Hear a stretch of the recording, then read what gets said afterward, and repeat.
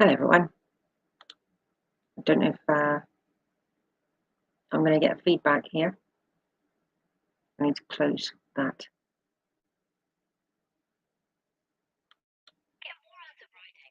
Mute that.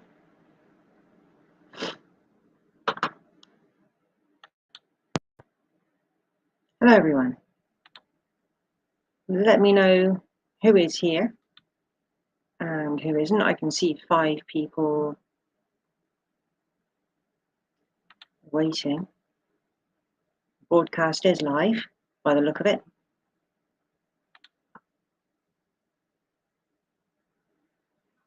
It says 5 people waiting. And I have no idea why. From what I can see. Hey, Duncan. Good to see you. I think the comments are taking a little time to come into StreamYard. So I'll wait for some more people to come in. In the meantime, I'm going to feed my little moggy. Come on. Let's wait for some more people to come in. I can get this packet open. Sometimes these packets don't want to open. There we go. Come on, Georgia. What's this? What's it? You wanted it just now. Come on. Okay. Sit in the window then. Come on. Anyone else in yet? It says 5 watching. Hello, everyone.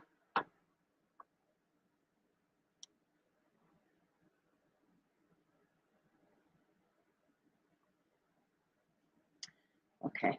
Right. So, Sparky. Hello. Welcome. Wait for some more people to come in. Hiya, Scott. Morning. It's afternoon to us, but hey. Chris, hello, welcome. Tom, hey. Thanks for joining. I'm trying to get some more people in. We've got 9 in at the moment. And then we can get on with chatting about the main topic of today. This is a bit of an unusual one, really. Oh, here we go. Do you want some of this? Come on. Come on then. Come on. Come on. Jump up here. Come on. You want to get internet famous? Come on then. There we go. We'll let Georgia eat something first. There we go. Look at that. You know, cats do really well on the internet. Munchy, munchy, munchy.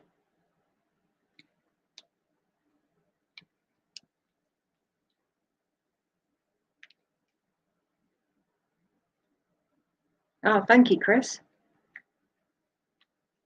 Oh, careful, you dropped a bit. There you go. Hey, up here. Oh, got sharp teeth, I tell you. She really has. There we go. Last bit. There we go. Wow, that just disappeared, didn't it? It did, yes. Good girl. What are you going to do now? Okay. Okay, we have 15 in. Thank you, Duncan. Yeah, she's really happy cat. Yeah. Very well behaved. Okay, so I am expecting some other people to come in, but we will get on with the topic of today.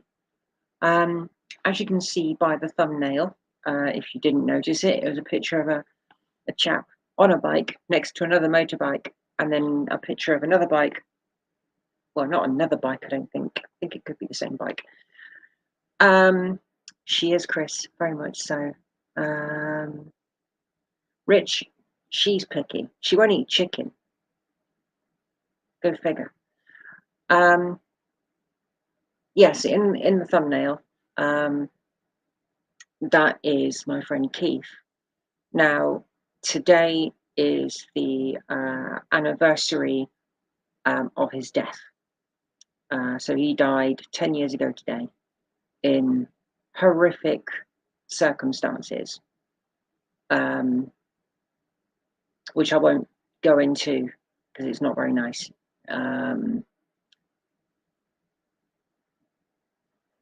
That being said, the little bike which I own, I bought of him in 2003. Hey Ken, welcome to the stream. Thank you for jumping on. So I bought the bike off him in 2003, so that's 20 years ago now. And the story behind this bike was he wanted to get a proper 125 motorcycle because he'd bought a twist and go, just a scooter. And this scooter was awful. He passed his CBT, and a CBT in the UK is compulsory basic training. I'm sure many of you in the UK know of this. Hey, John. So he got this scooter, and he was working, of course, but this scooter went wrong. I mean, quite drastically wrong.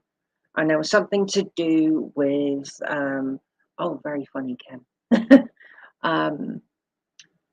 I can't remember exactly what it was.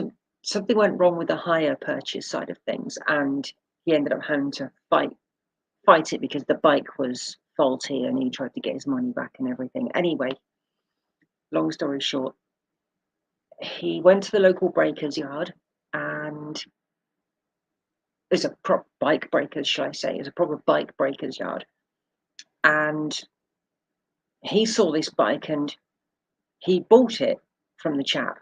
Can't remember what his name was, but I think Keith paid, I think it was about £125 for this bike, roughly the cc of the engine.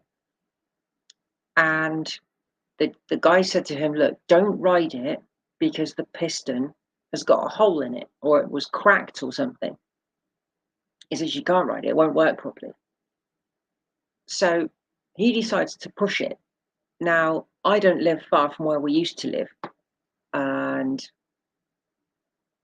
he got to a certain point in the city, and there's a lot of hills here in Plymouth. And he got to a place called Mutley Plain. And after you get past Mutley Plain, it gets quite steep at one point.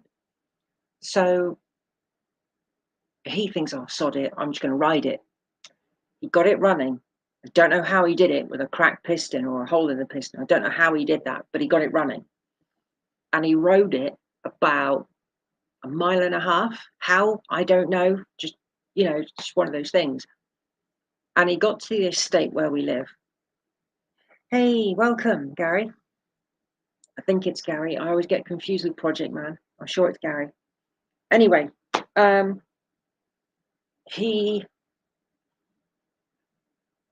it wouldn't go any further. He couldn't get it started. So he had to push it. Hey, Peter, thank you for joining. He had to push this bike. Now, unbeknownst to him, that the front brake had seized. So you're trying to push a motorcycle, a 125 nonetheless, and it's an old style 125. It's not a modern 125. It's heavier than you'd think.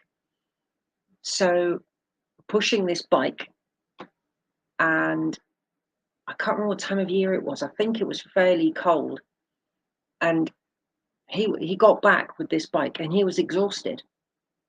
Hey, Skek, welcome. Yeah, he got back with this bike, and he was absolutely exhausted. And of course, he's wearing his bike gear. Hey, yeah, I'm well today, thanks, Simon. I'm glad you're here. You've missed quite a bit of the story so far. I was talking about my friend Keith in the thumbnail, and the fact that he's no longer with us, and that yeah, if you want to rewind the video and watch it a bit later, you're more than welcome. So I don't know where Mustard and Boaty are. They could, if they're going to join, they're going to join. I'm not going to try and find them. They're probably busy doing things anyway. So yes, he'd pushed this bike, Simon. I was just telling Simon quickly, with a cracked piston or a hole in the piston. I can't remember which. A very long time ago. So he's got this bike home with a seized brake caliper. And he was wondering why it felt so heavy. It was just exhausted him trying to push this bike. So he managed to get it put in my garage, and I had a little Yamaha RS125. No. It was a RXS 100. It was an RXS 100. And because I still had that bike, and I went and bought myself a Suzuki GS 500. Yes, Simon. It was crazy. So I had this GS 500, as you can see in the thumbnail, which is the blue bike on next to where Keith is sat. So Keith is sat on my RXS 100, and I was riding my GS 500 at the time. So that's where that picture came from. And we'd pulled up at a car park in the middle of summer. It's like, oh, just get the camera out and take a photo. And this is when we didn't have digital cameras. This was like proper photo and get the picture developed. Yeah, GS 500, not a 550. No, it was 98 S plate was the bike I had. Really good bike, actually. Very good fun to chuck around.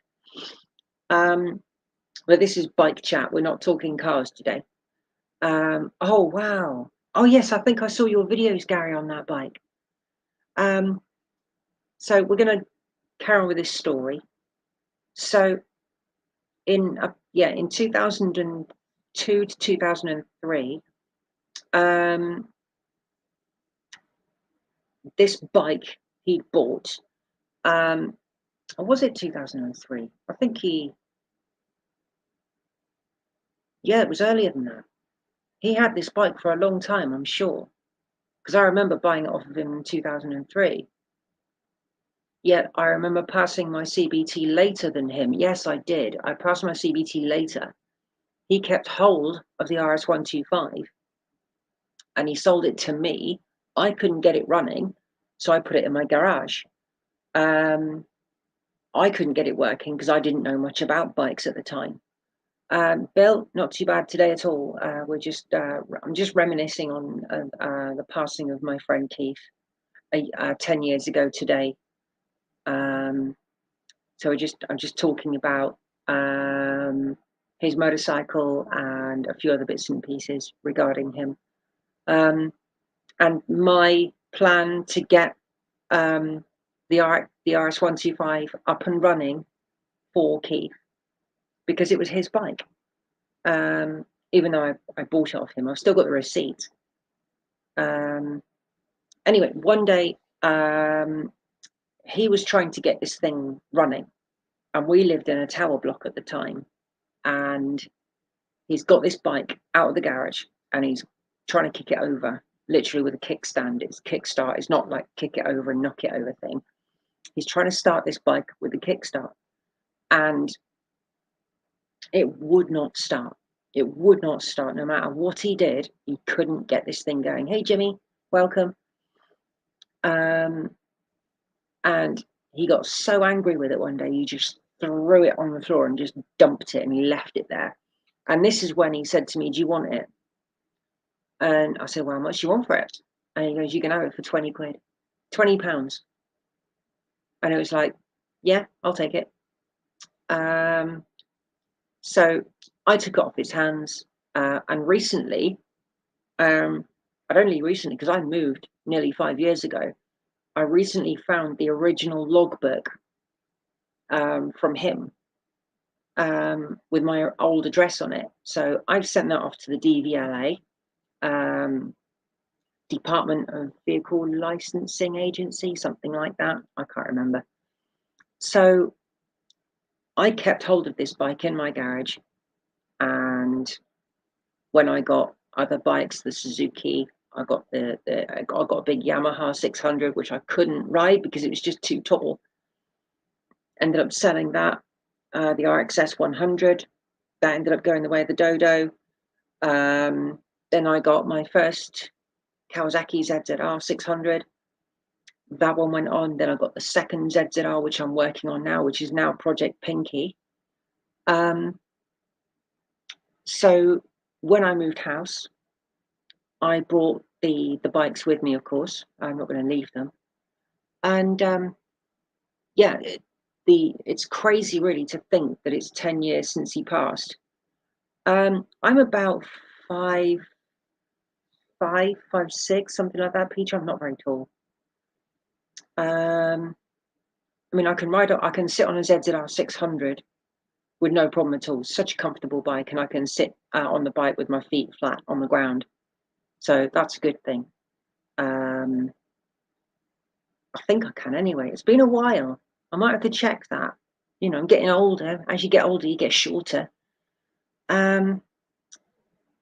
So yeah, where we are now is I've done quite a few videos on the little RX, the RS125, and it is a rare model. It's got a brake disc on the front, and the DX in the bike's name designates a front disc brake. So yeah, it's 10 years since Keith passed. I miss the silly side because you know, it was a good laugh. You know, when we were in our 20s, we'd spend all night smoking and playing PlayStation games, you know, and having a beer and listening to 90s dance music and stuff, you know, or we'd go out clubbing and having a few beers and just messing around, just being stupid. In your 20s, it's just what you do. And then, you know, moved house and settled, you know, I got a flat, stopped going clubbing and, you know, got a job and everything. Sky Team Ace at some point. I don't know what that is. Tell you what, I'm gonna put out the link.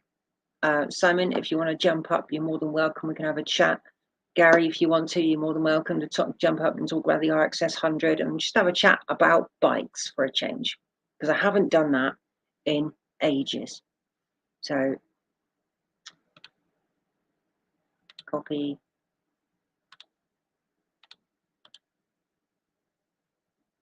paste. Right, the link is up. Hey, Mark. Thank you for jumping in. Also, if you want, you don't have to. There's no obligation. There is a link above if you want to donate towards the bike. Hey, Dick. Yeah, not too bad at all. Just talking about my friend Keith and the motorcycle called Buddy. I named it Buddy. The reason I named it Buddy is because Keith had a love of music, and he was a huge fan of 1950s. How can you call it? Rockabilly, maybe? Oh, don't take us with you. If anybody else wants to jump up, you're more than welcome. If you've got bike stories, you know, of Keith, I've only got a few left. I don't know what happened to a lot of them. I've got a few album covers, a few records, stuff that you used to like listening to. The reason I called the bike Buddy was only in the last 3 or 4 years I named the bike Buddy, because he was a huge Buddy Holly fan.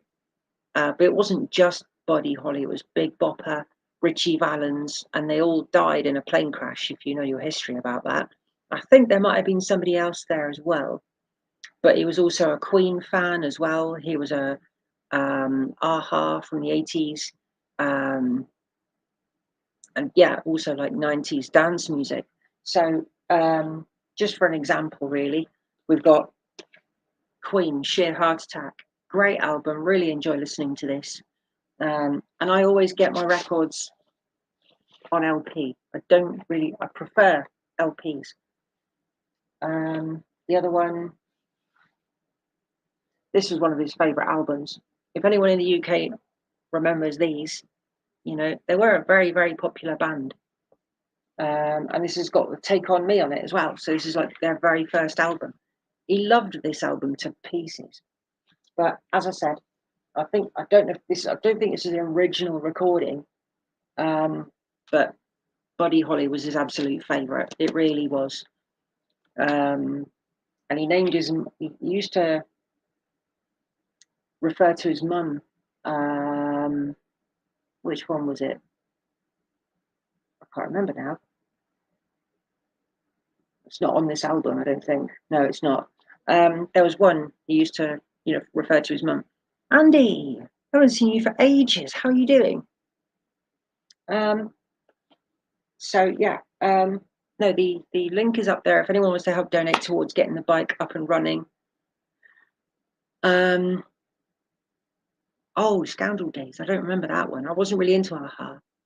But yes, the link is there if anyone wants to help donate towards getting the bike up and running. This year, I want to do that because of being 10 years since Keith passed.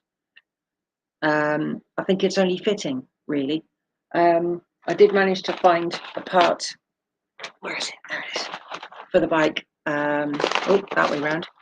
I've been looking for this for 10 years. No word of a lie, 10 years. The one that was on the bike just vanished. The garage that I rented before, which I had before, was broken into a number of times and things were stolen. And I didn't know what was stolen until I moved away and started rebuilding the bike. And it was parts for the Yamaha that had been stolen, engine casing, just like a rubber tube, random items just taken. And this is a tube for the carburetor to the airbox. Now, you can't get this. Yamaha do not make it. It is such a rare item, and I've only seen one of these in 10 years, and it was attached to a carburetor for the bike, and the seller wanted £50. Now, I could have got a carburetor and this for £50, and then I'd have spare parts, but I didn't get a chance. And I thought £50 was quite a bit of money at the time. Cry Wolf was a good song, I must admit, Chris. So yeah, that's going on the bike very soon. As soon as it stops raining, it's absolutely chucking it down today. I also have to put on the coil, get the wiring sorted out, and a few other bits and pieces. I've got to get the rear wheel aligned. I've got to get sprockets, chain, a new brake bar, and I've got to get the seat base welded. So yeah, saving money up for that. After the NEC, I will be saving up for a welder, so that I can start working on the seat base of the Yamaha. There is a playlist of RS125DX content, which really has had very little traffic, shall I say. Since I started the Cortina, the bike stuff has had very, very little views. Well, I think people came to the channel after I'd bought the car, so it was more like they were more interested in seeing the car.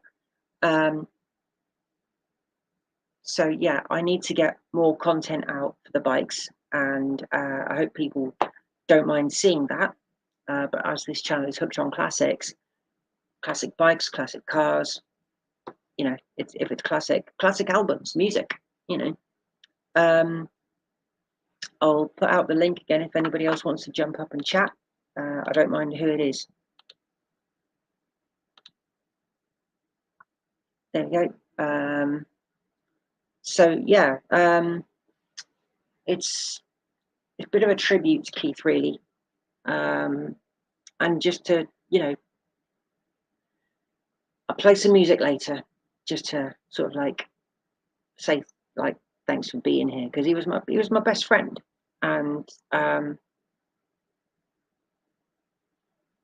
if anybody's interested in finding out how he passed away, just type in Keith Dance Plymouth, and you'll find it.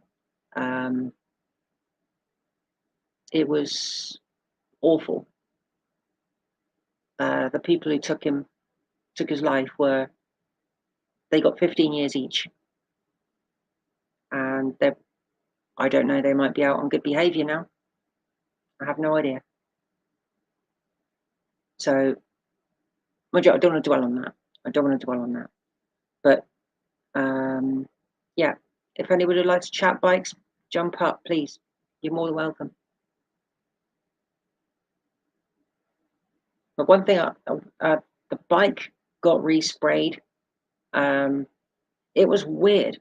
The bike, when he bought it, was red and white, and it was painted with house paint, which the oddest thing. So I had the, oh God, I wouldn't have a clue, Peter. What would your top 3 bikes with a 20k budget? That's a very difficult question. I think, would that be new or used? Hey Tim, welcome.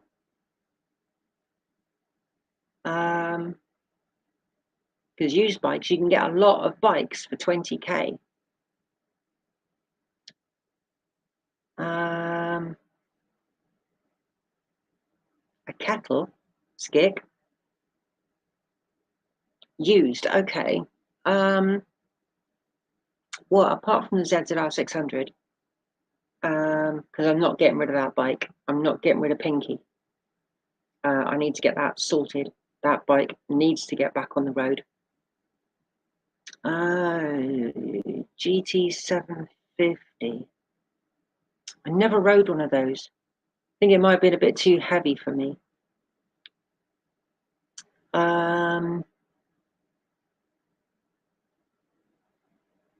Yeah, it's a very difficult question. I quite like the Kawasaki ZZR 1400 when that first came out. That was a powerful, fast bike. Top 3 for 20k. That's a very difficult question. Well, bag of rubber parts from RS125 around 2 years ago for about £50. I'm doing mine up slowly. Oh, Andy, is that how you found the videos on my bikes? I know I haven't done a lot of content recently on the bikes, and I'm sorry about that. For anybody who came to the channel originally looking at bikes, I want to get back to that. Kawasaki Vulcan 2000 V-twin, 976 RD250. RD250. That's not, that'd be the same age as me, Skik. 976. CBX 350. Oh, I remember the 350 LCs, yes. H2 750 Kawasaki.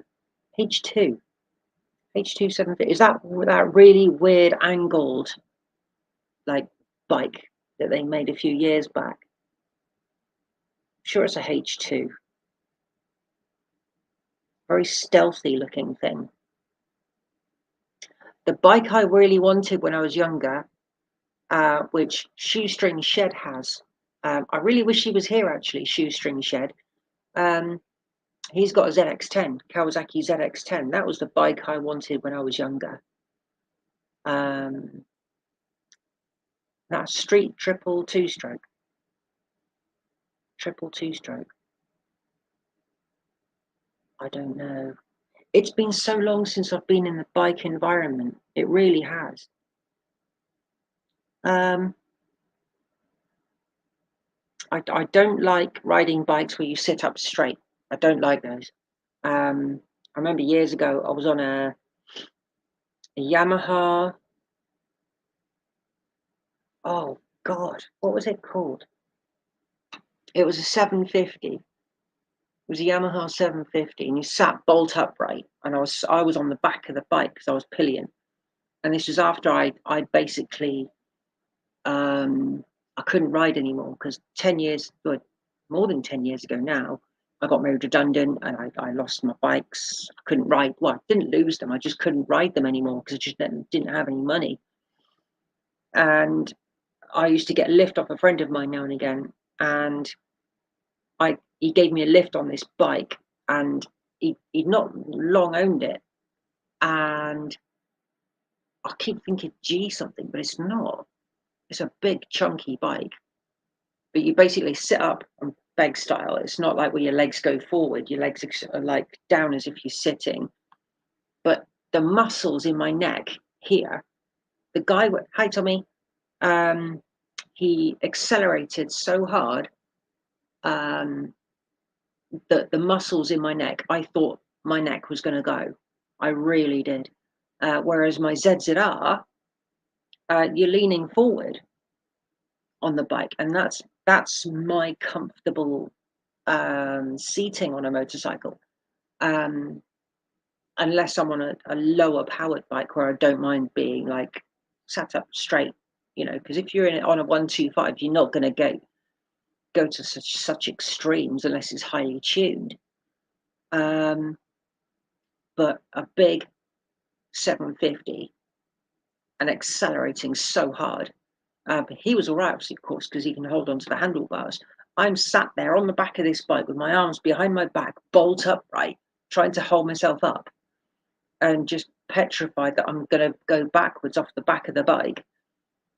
And yeah, that was not fun. I did not enjoy that at all.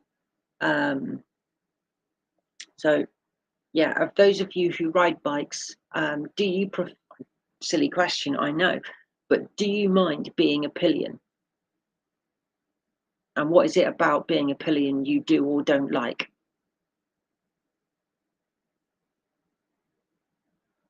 That's to anyone who rides bikes.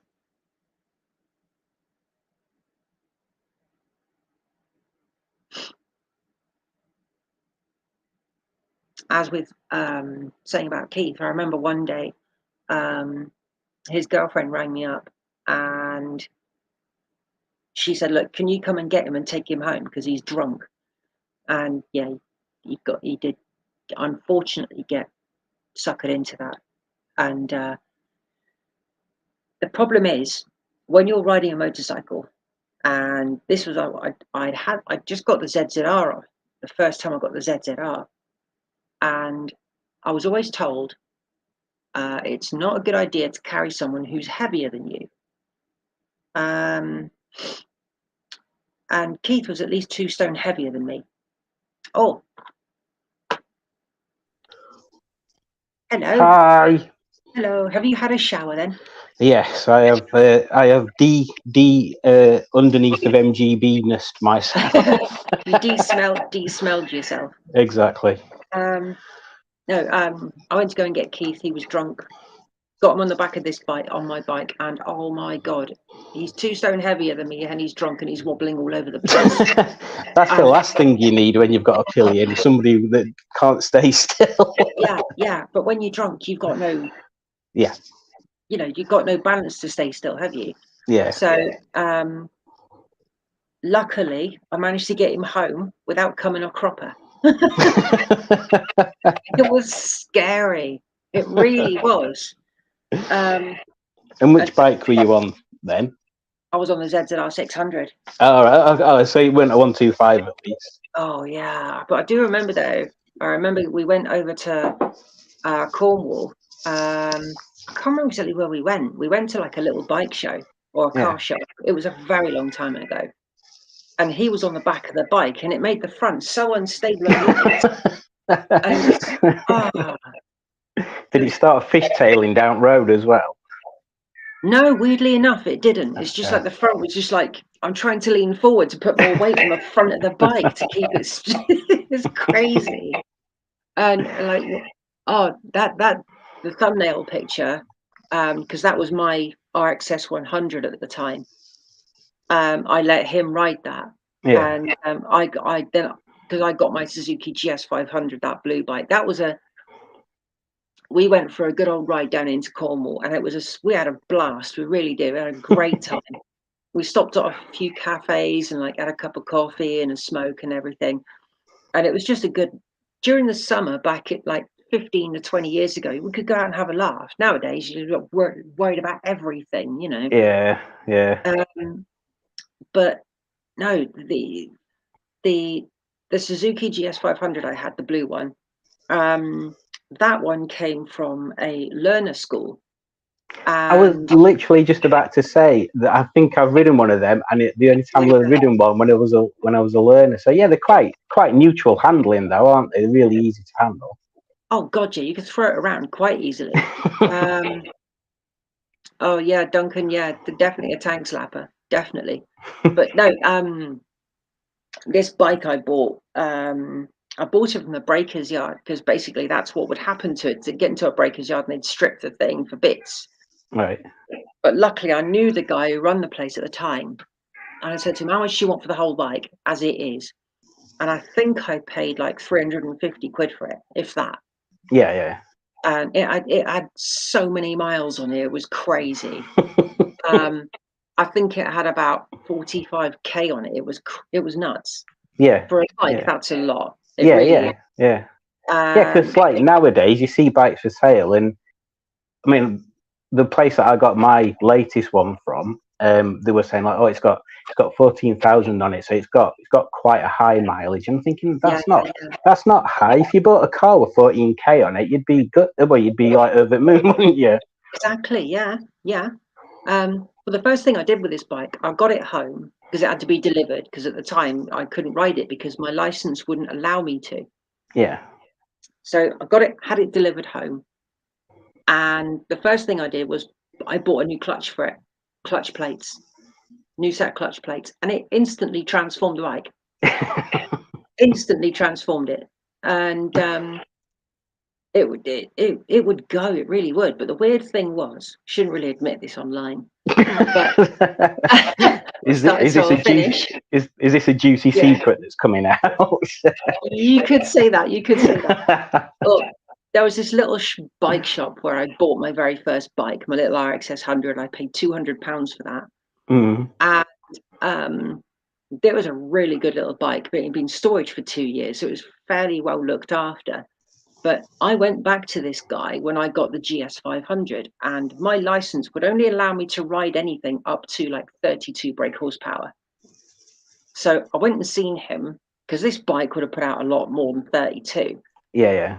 And so I went and seen him, and I can't remember his name, but it doesn't really matter. So I said to him, have you got a restriction kit for this? He goes, oh, yeah, I've got one here somewhere. So, okay, I'll leave it with you. Just give me a call, when it's ready. So I went to McDonald's or something, and he's phoned me up, said, bit of a problem. You best come over. So, oh, okay, all right. So I've gone over to see him, and he said, look, I haven't got a kit, but don't tell anybody else that. And he gave me a piece of paper. He gave me a piece of paper and my keys, if you know what I mean.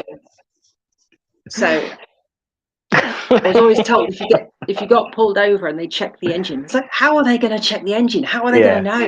Yeah, exactly. Because isn't it just a washer in exhaust port or something like that? It's just like a restriction in exhaust, isn't it? I think.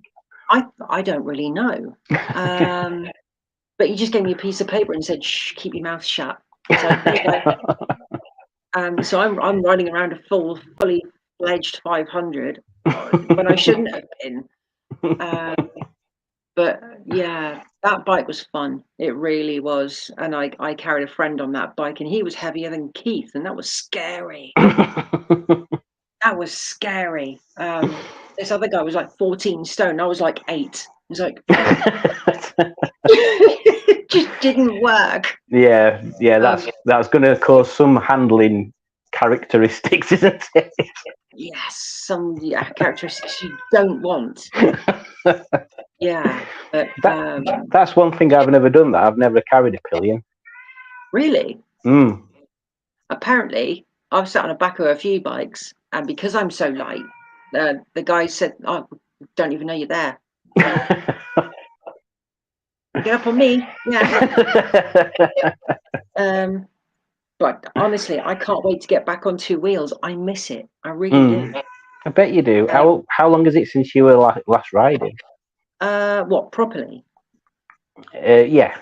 Right, 2011. Okay. That's the last time I actually rode a bike properly. How long since you didn't ride it properly? The last time I got on a bike and actually rode it and made it move was Yeah, about yeah. 3 years ago, because I wanted Okay. to go down to where I learnt and just get a refresher. Yeah. And they put me on a BMW something. And it was like, this thing was the ugliest piece of thing I've ever seen in my entire life. And I don't like the look of modern bikes. They're hideous. They're a bit pointy, aren't they? Like they all look like insects. Yeah. It's Yeah. like if you get hit by a bike nowadays, you're more likely to get stabbed by it.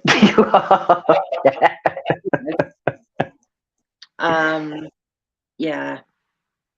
Kitty wants to say hi. Oh, I'm saying my cat's just made an appearance, but he's shy. Mine's not. But no, going back to the story about Keith.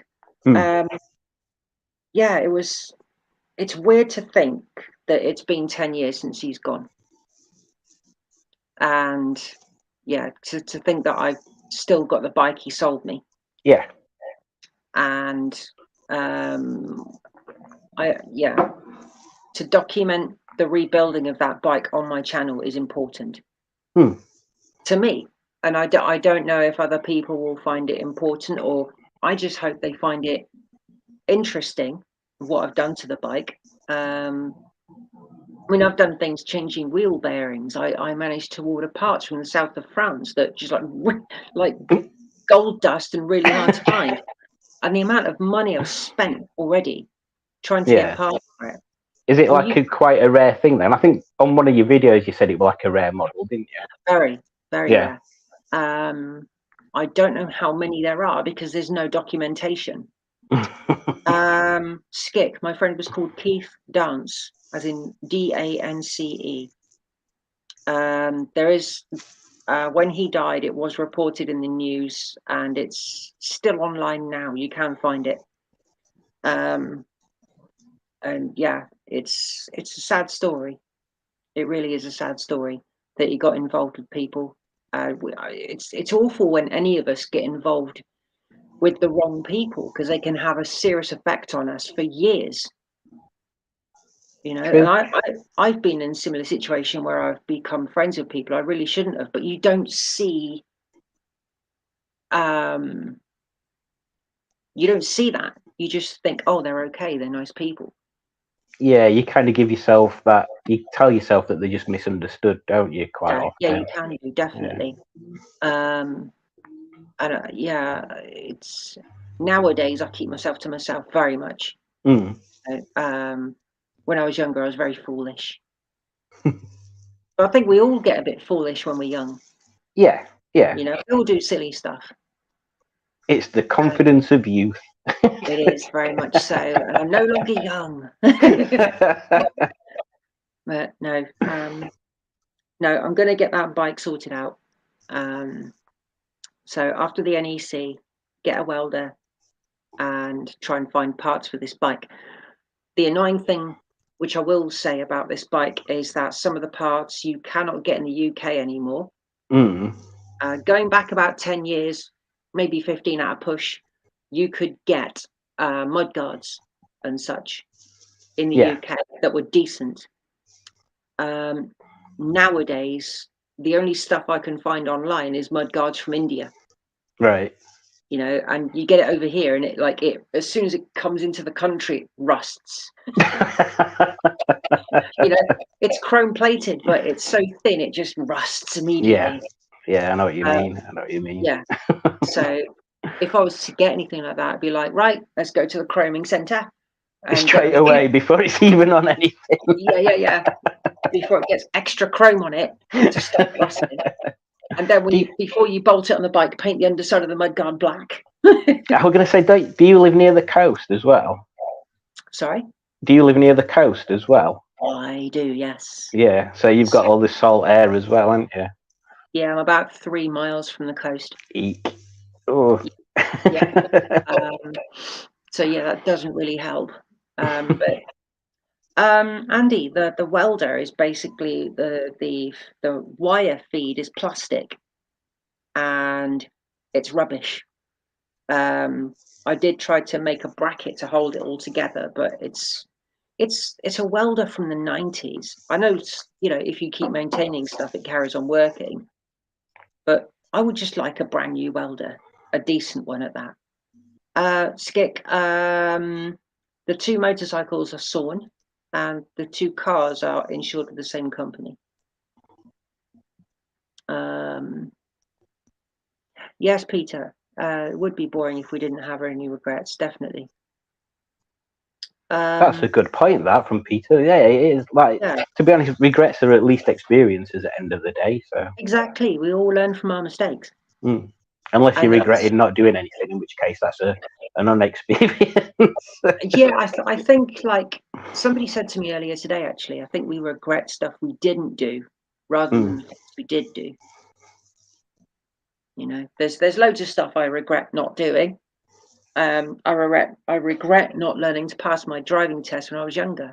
I regret not getting a passport when I was younger. It's. What age did you pass your driving test then? Passed in 2010. Oh, okay. And yeah, my birthday's coming up soon. And should I say how old I am? Well, do you want me to say how old I am, and then it might make you feel better? Oh, go on then. Well, I'm 46 on the 24th. No, I'm not. I'm lying. I'm 47 on the 24th. On the 24th of March. No way. Yeah. I'm 47 on the 3rd of April. Wow, that's so close. How weird is that? No way. So the birthdays are nearly the same. Our names are nearly the same. Oh my God. We both got bikes. We both got a Rover 75. Exactly. This is just weird. It's like Twilight Zone. I bet you if Boaty was in here, he'd be both giving us grief for that. Probably. Yeah. I'm surprised he's not here because he said he would be.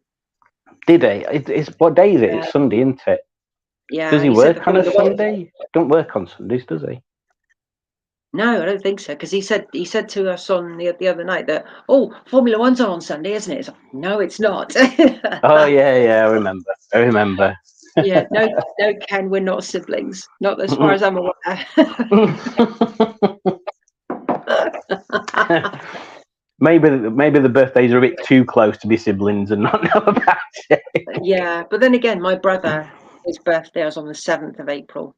But we're 3 years apart. Oh yeah, that makes sense. Yeah. So we've got Andy, who's 60 on the 30th of April. So happy birthday for the 30th of April. And Duncan, here I'm 64, doing fine. Good. Oh, I don't feel as old anymore. No, I don't.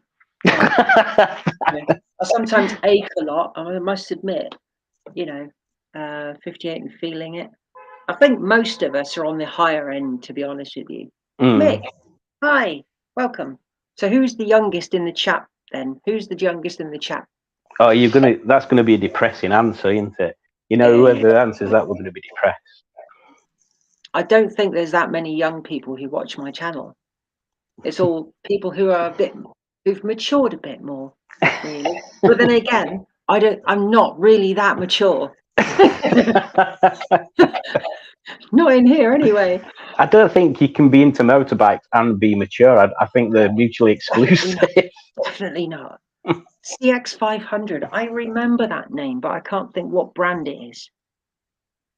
Do you remember? Do you know the CX500? Simon? CX. That sounds like a Honda. I was never really into Hondas. Is it the one that had the funny pressed wheels on it, like diamond, star-shaped wheel pressings? Oh, the star-shaped wheel pressing. That was Super Dream. Yeah, you might be right. Yeah. Right. Honda V Twin, Peter. Hey, Sandy, welcome. See, we've got another lady in the chat. Thank you for joining, Sandy. If you haven't, you've only just jumped in. So, we've been talking about my friend Keith and his motorbike called Buddy, named after, because his favourite artist, Buddy Holly. So I think is quite apt. I couldn't think what else to call the bike, so I called it Buddy. And it kind of fits. 500 LCV twin.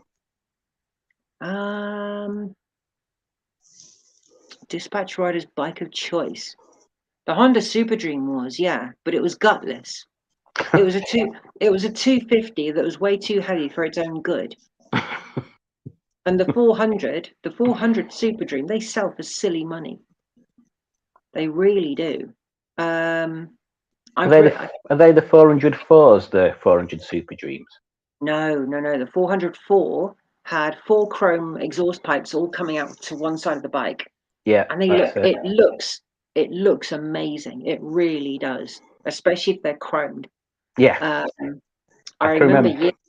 Sorry, I was saying my dad had one of those when I was growing up, and I don't remember actually seeing him ride it anywhere. Well, he must have, but all I remember is him polishing it like for hours on a Sunday because there was so much chrome on it. They were just like, I think they were only the tank and probably a bit behind the seat that weren't chrome. So use up a whole tube of to Sol. Yeah. Right, we've got Uju there. Hang on. Are you new? I judge. I don't know. Judge is my wife. Is it your wife? Yeah. Hello, wife. She's 40. Wow. Possibly the youngest here. Possibly. She'll like that. Yeah, I'm not sure what you win, but you do win. You win a night with me. Hurrah! Yay. It's actually quite nice having a good old chat. Alexander, hey, welcome. Haven't seen you for a while. Super Dream 250 400 twin, reliable enough if you maintained them. Very true, Tommy. My friend who had them was a bit anal with them. He was terrible. Oh God, he couldn't tune them properly. And I remember one day I was at my garage and there was this other guy there. I can never remember his name. And this guy, he would come out of his garage after getting off his Super Dream 250, and he'd come up to us and goes, "How can I tell what oil's in my engine?" That is one step too far for me. Yeah, and it's like, dip your finger in it and rub it together. And he'd be asking, like, is it mineral or is it semi-synthetic? It's like, I don't know, just bloody drain it. Oh God, Alexander, I'm okay. Just chatting about bikes today and remembering my friend Keith. Cal Nash. I'm not sure if Cal Nash is still trading. I used to be insured with them, but I'm not this time round. So maybe they're not. Yeah, I don't know. I used to have insurance through them for once, I think. Yeah, I'm sure I did. And there used to be a shop in the city centre here, and they've long since gone. Z250 was a nice bike to ride, but not a patch on the KH250. I remember the KH, but I don't remember the Z250. See, I didn't spend much time on smaller CC bikes. Like my first one was do you remember the Aprilia RS 125, which was like the race bike, but the road version? Like a two-stroke, two-stroke thing. They did a 250 version and a 125. I think the big one was like the V4 or something. But I had that for about maybe a year, and then I had to get rid of it. And then a couple of years later, I just went straight and did my big bike test. So I really didn't have much time on a little bike. I've basically, little bike wise, I've owned obviously the RXS 100. That was my very first bike. I got a Honda Step Through. I think that was a C90, or it could have been a C70. Yeah. And it was seized, and I didn't know what the hell to do with it. And it just sat in my shed for 6 months until I decided to sell it. And I hated it anyway. It was just covered in bits of plastic, and it was just horrible. Are they the ones they call plastic pigs, the little cubs? No. Plastic pig is a reliant robin. Yeah, well, I'm sure there were like a moped as well that people used to call that. I'm not sure whether it's the same thing. I It don't know. could just be my weird friends. I don't know if there's like differences from different parts of the country, but I do remember like little bikes being called chicken chasers, puddle jumpers, that kind of thing. Yeah, they're that light. They just jump over puddles, you know. Oh God. I'm sure there's a guy I knew used to like compare like mopeds to like a bumblebee and a matchbox. Yeah, I've heard that one before. You know, oh God, or a hairdryer on wheels. There's the other one, the sound of speed. You know, and it's just like this little tiny thing just going along the road. And it's like a massive sound coming out of it because someone's like holding the exhaust or something. Crazy. I remember when I used to hang around with my mates when I were like, probably about 16 or 17. And I used to cycle to their house because it weren't far. But on the way back, there was like, well, it wasn't a really steep hill, but there was a hill on the way back. And most nights, I used to overtake this kid on his 50cc crosser riding up there. I thought, poor fella. Oh, God. When somebody on a mountain bike overtakes you, you know you need a bigger bike. Yeah, definitely. Oh, my word. So you passed him on a mountain bike, and he was on a moped. Yeah. Oh God, that's embarrassing. Jesus. Oh, I couldn't live. I couldn't live with that. No, exactly. Be like, right, I'm getting rid of this bike. I don't want it anymore. I think I'd rather get off and push it uphill and pretend it's broken down. That reminds me of when Keith had his bike and he was trying to push it with a seized caliper. He had no idea. No idea. Oh God, he literally just had no idea how to fix things. You know, had no idea. Like you'd take bolts out and he'd lose them. You know, it's like, okay. Was he not mechanically minded then? Definitely not. Definitely not. But I think that was part of his charm as well, to be honest. Oh, putt. Yeah, 2 strokes.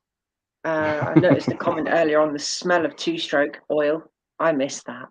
I really do. To be honest, I do as well. Like when I had that bike, I used to go to work on it, and I lived like 10 minutes walk from my parents, so the bike was always at my parents in their garage. So it'd be like 6 o'clock in the morning.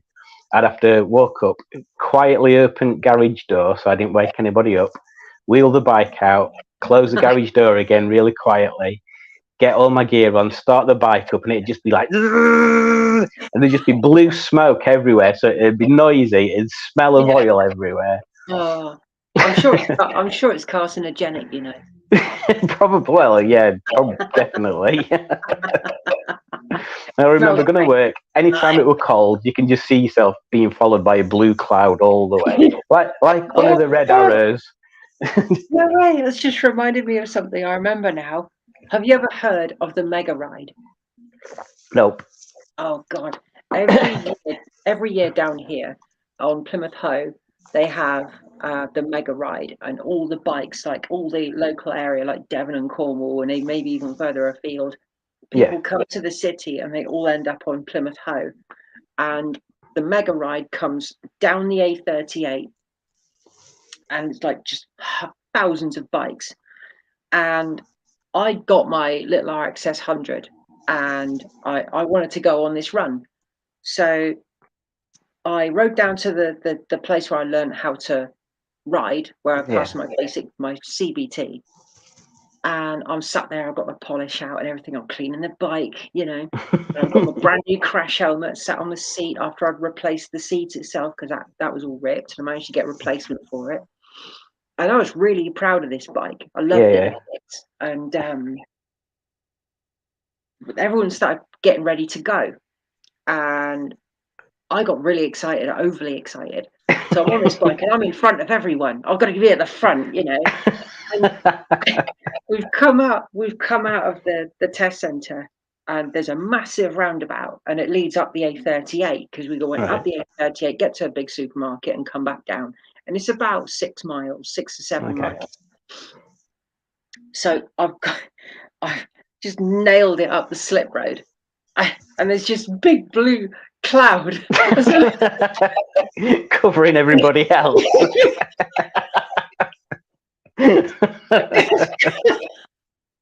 And it was me. It was my fault. I bet you were popular that day. Oh yeah. I was really popular that day. Oh God, everyone behind me was like really annoyed, and like all the guys had passed me through my test and everything. That was the first day I rode it properly. It was like all the crap that built up inside the exhaust ports and the pistons. Oh God, I remember that. I'd forgotten about that until you mentioned cloud of smoke. You know? Oh God, there's certain things that come into your head that you remember. Memories. It's just brilliant. You know, and at the time you're like, oh God, I better not talk to anyone. They're going to hate me. But like nowadays, it's like, oh, that was just epic. Yeah. I loved my two-stroke. I think the best thing about it, because it was like supposed to be like a race bike for the road, it had got a lap counter on it as well, like a timer, and it had got little buttons on handlebars. So when I were coming back from band practice, I always used to try and time myself how long it took. Yeah. But the buttons were near the indicator button, so I always ended up pressing reset instead of the indicators. So I never actually got a time hour at all. Oh, no way. Oh. Let's have a look at some of the comments a minute. Tommy said about wheelies. Let's go back up a bit. Wheelies? My little two-stroke tried to do a wheelie and scared the hell out of me. The Honda Cub and its derivatives is by far the most sold bike ever. That is correct. Very, very true. And the but not by people that want to be part of. It's not like a leisure motorcycle, though, is it? It's a commuting tool. That's why. Yeah, and the way the gearbox is designed, you just push down and push back, and it's designed so you can wear flip flops and sandals. Yeah. You know, yeah. Over here, it's like you lift up with your foot. And the amount of people I see riding bikes with like flip flops and they're trying to lift up, it's like that's really going to hurt your bloody foot. Yeah, definitely. True, Tommy. Do you remember one?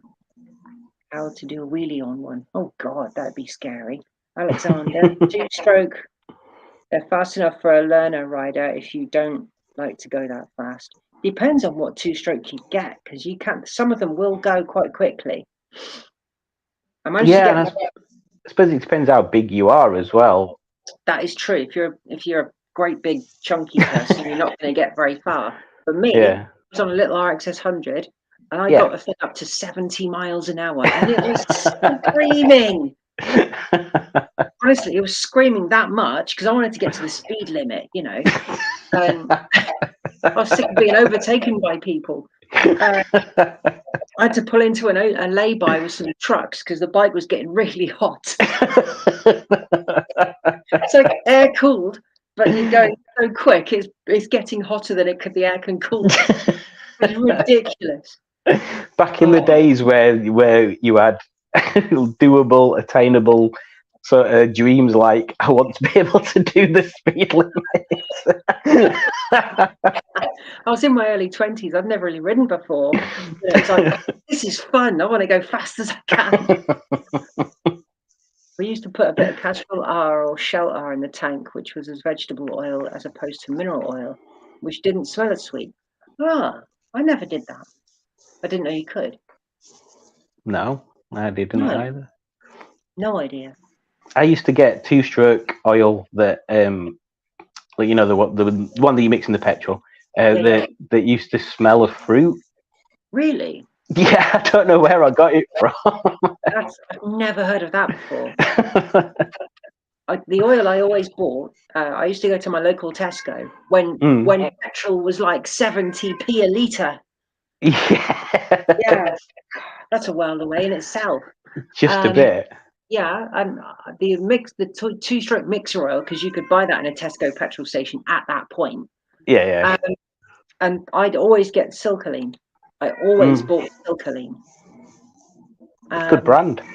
Very good brand. It's quite expensive now, though. I had Duncan had a Yamaha RD 250 in 75. It was a 2-stroke and would just miss 90 miles an hour with me on it, weighing 14 stone. That's pretty good going.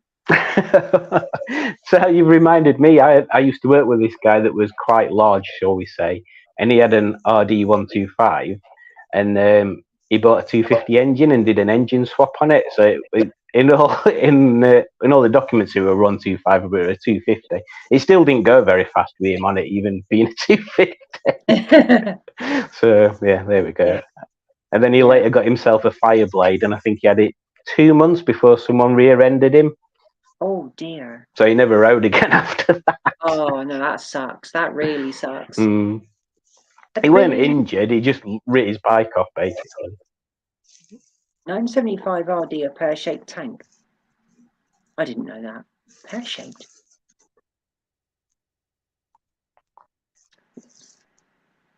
Interesting. I'm trying to think. I'm not really sure much about. I don't really know much about the RD, only other than the fact that the brake caliper on the front of the RD fits the RS 125DX. It's exactly the same caliper. Yeah, I bet there's loads of crossover parts in there from that time. I only recently found out. There is one on eBay, which I'm hoping to buy. Yeah. If I can find it on my telephonic communication device. Close that. I'll bring up the image of the part. Chat amongst yourselves, you know. So tell us about your current bike.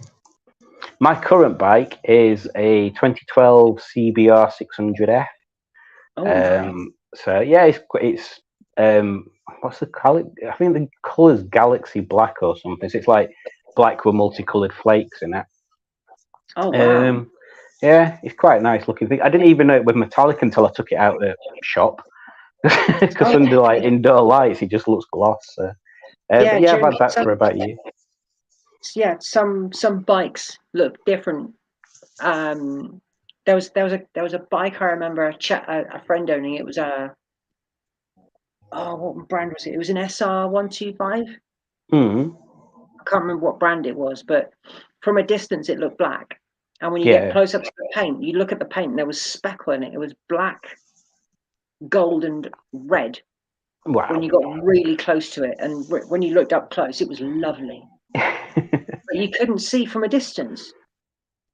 It's weird. It's like, I don't know whether it's just bikes that I kind of get sort of gravitate towards, but if I find that bikes have got way more color options that are interesting than cars. Yeah, cars seem really plain.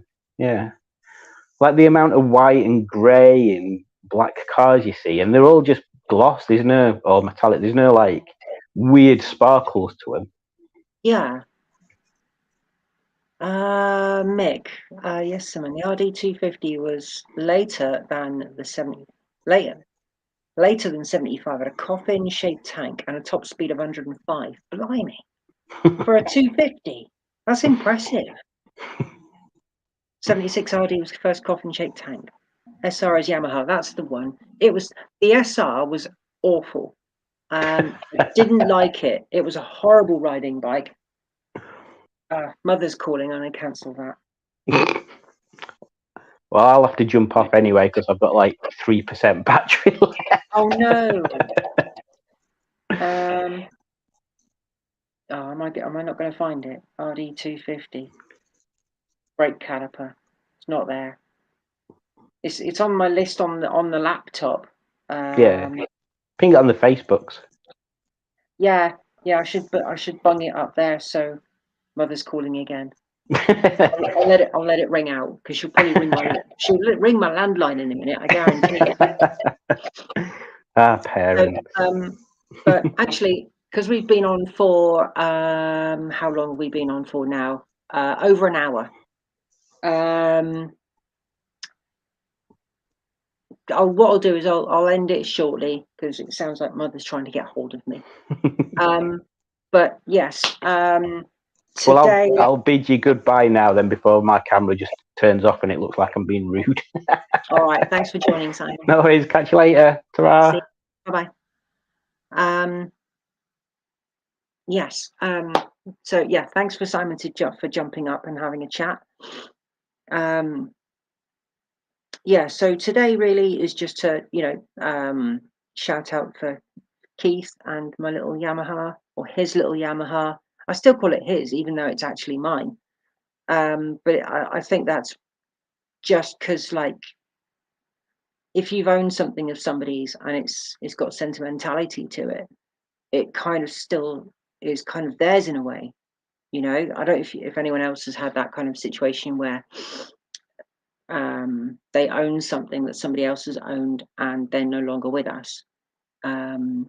It's like a table I've got, which we used to do with my grandfather's. It's still his, even though he's no longer with us. Excuse me.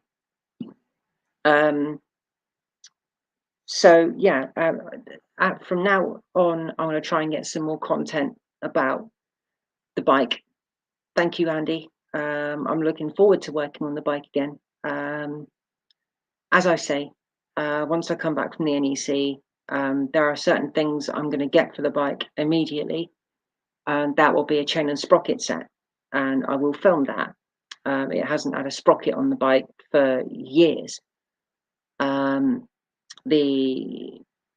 will be getting some new bolts and such for the chain guard, and I think the most important thing to get fixed is the seat, and of course get the wiring done. The headlight is going to be an issue.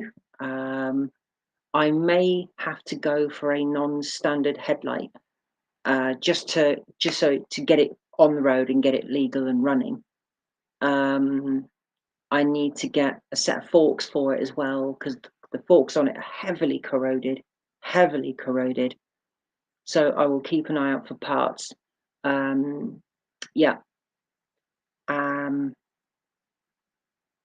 Oh, thank you very much, Uji. A judge. How do you pronounce that? I don't know. But yeah, thank you everyone for joining, and we'll give a salute to Keith wherever he is. I hope you're having a beer. So thanks everyone for joining, and I will catch you in the next film. Ta-ra for now.